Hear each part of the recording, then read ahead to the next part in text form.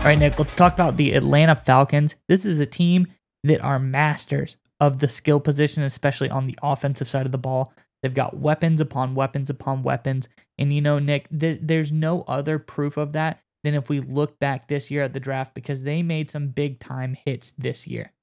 Yeah, Miles, but before we get into that in the story, you have Falcons fans. We want to hear from you guys in the comment section below as you and frankly the entire country, in fact, the entire Western civilization is getting ready for the Super Bowl this weekend. It's one of my favorite times of the year. Frankly, it should be an American holiday. But we want to hear from you guys in the comment section below. Give us who you think is going to win the game and the final score in the comment section. And when you're down there, make sure you hit subscribe. So that way, anytime we post any Atlanta Falcons content, we love talking about Atlanta, it gets sent right to you and you don't have to do anything about it. But all right, Miles, what you got? What's the latest out of Atlanta?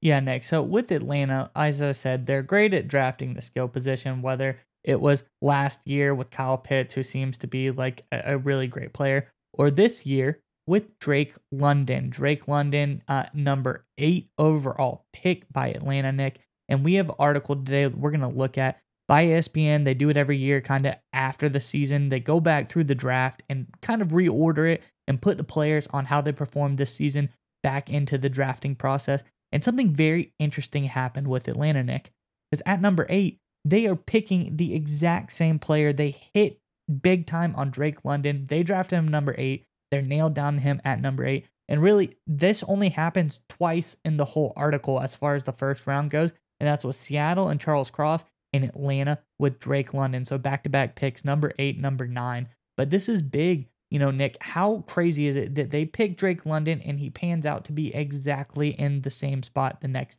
draft? Well, it just tells you, right, according to the ESPN redraft, that the Falcons know what the heck they're doing when it comes to evaluating and drafting the skill position. And that is their core competency. If you look at their GM, Terry Fontenot, that his entire career, remember, a big chunk of his time in the NFL as an executive was with the New Orleans Saints. And people tend to forget, but the Saints were one of the better drafting teams for a number of years. You get Lattimore at corner, Michael Thomas at wide receiver, Kamara at running back. You can go down the list of all these skill position guys that under Fontenot working in that staff, and now he's taking that same mentality to Atlanta.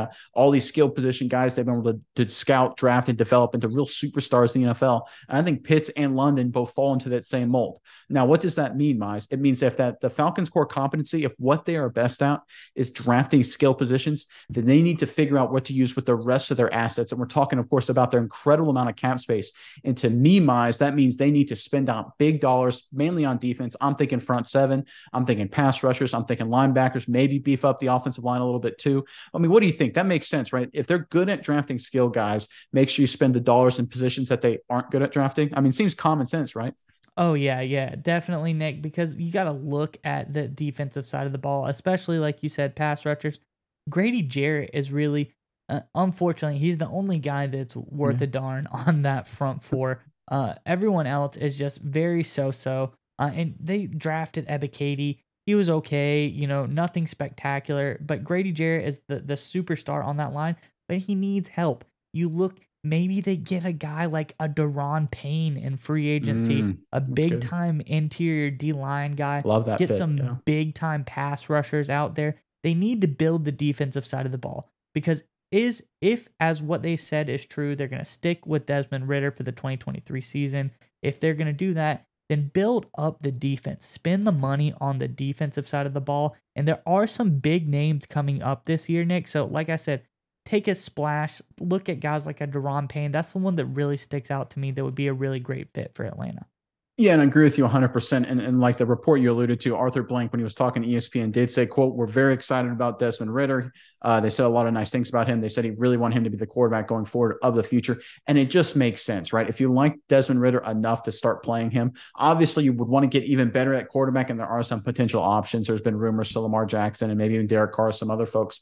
But I think the reality is, if you look at the NFC, Mize, if the best contenders, the top teams in the NFC, they don't overspend at quarterback. You look at teams like Philly, of course, in the Super Bowl, Jalen Hurts on that rookie deal. You look at San Francisco with Brock Purdy or Trey Lance or Jimmy G, right? Not spending top dollar at quarterback and being as good as they are. You look at the Seahawks with Geno Smith, right? He was the backup for most of his career. You go down the line of the quality teams in the NFC, and they don't spend big at quarterback. They spend big on other positions. They build the environment around the quarterback. And the teams that do spend big on quarterback, Minnesota and Dallas, for example, always seem to disappoint when it comes time to games that matter. So while part of me wants to say, hey, listen, you probably should go better at quarterback, go bigger at quarterback. The reality is when I took a step back and I looked at the entire NFC, I'm like, they're really good at drafting skill position players. Stick with that. They have a lot of money to, pour a lot of dollars into addressing their defense, specifically the front seven. They can certainly do that. And at the same time, develop their young quarterback. And you know what? The model is there. We saw that with Jacksonville last year. They spent a lot of money in free agency. They developed Trevor Lawrence and they won a divisional playoff game. And I think that's the same model and path the Atlanta Falcons can follow next year.